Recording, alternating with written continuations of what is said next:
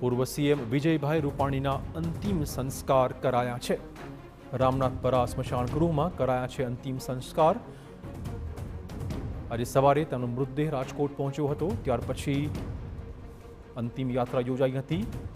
અંતિમ દર્શન માટે અમિત શાહ પણ આવ્યા હતા અને અત્યારે લોકનેતાની વસમી વિદાય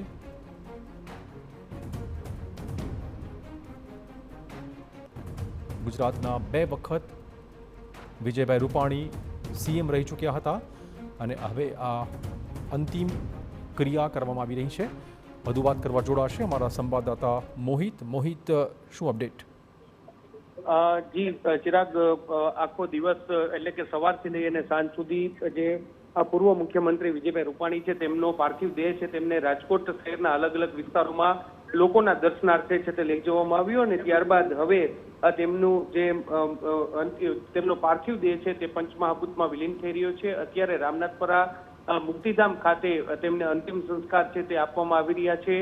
તેમનો પુત્ર ઋષભ છે તે હાજર છે અને તેમના હસ્તે જ આ જે અંતિમ સંસ્કાર છે તે કરવામાં આવી રહ્યા છે। કેન્દ્રીય ગૃહમંત્રી અમિત શાહ છે તેઓ, આ ઉપરાંત જે રાજ્યપાલ, મુખ્યમંત્રી સહિતના મહાનુભાવો છે તેઓ અહીં હાજર છે અને તેમની ઉપસ્થિતિમાં આ જે અંતિમ સંસ્કાર છે તે કરવામાં આવી રહ્યા છે। ચિરાગ, રાજકોટ પ્રત્યે તેમને, કારણ કે તેમનું જે રાજકીય કારકિર્દી છે તે વર્ષો સુધી રાજકોટ સાથે જોડાયેલી, સૌરાષ્ટ્ર સાથે જોડાયેલી, એટલે આજે ત્યારે તેમની જે તેમને અંતિમ વિદાય આપવાની વેળા હતી ત્યારે મોટી સંખ્યામાં લોકો છે તેઓ રસ્તા પર ઉમટી પડ્યા હતા। વરસતો વરસાદ હતો અને વરસતા વરસાદ વચ્ચે પણ લોકો જે અંતિમ દર્શન કરવા માટે પહોંચ્યા હતા અને મોટી સંખ્યામાં લોકોએ જે પૂર્વ મુખ્યમંત્રી વિજયભાઈ રૂપાણી છે તેમને અંતિમ વિદાય છે તે આપી છે। આગળના કાર્યક્રમની વાત કરવામાં આવે તો ચિરાગ, આવતીકાલે તેમની રાજકોટના રેસકોર્સ ગ્રાઉન્ડ ખાતે આ પ્રાર્થના સભાનું આયોજન કરવામાં આવ્યું છે અને તેમાં પણ સૌરાષ્ટ્રભરમાંથી અને ગુજરાતભરમાંથી રાજકીય અને સામાજિક લોકો છે તે મોટી સંખ્યામાં ઉમટે તેવી પૂરી શક્યતા છે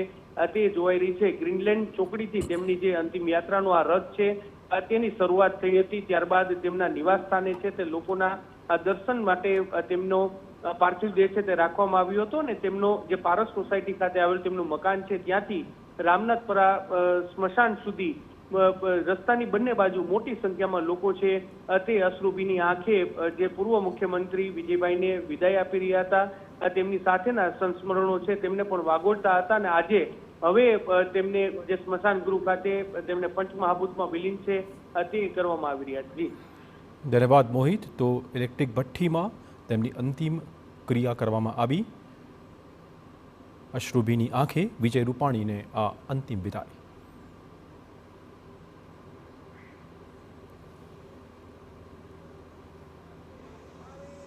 મને યાદ આવે છે વિજયભાઈ મુખ્યમંત્રી થયા એ સમયે હું સ્ટેજ પર એમની બાજુમાં પ્રવચન માટે બેઠો હતો।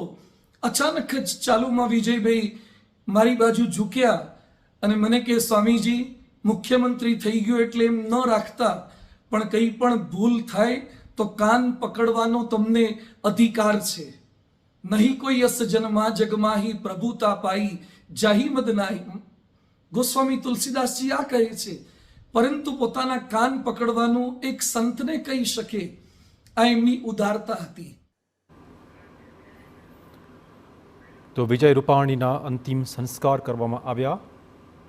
આજે સાંજે જ તેમની અંતિમ યાત્રા કાઢવામાં આવી હતી, જેમાં રાજકીય રીતે પણ અનેક મહાનુભાવો તેમાં જોડાયા હતા।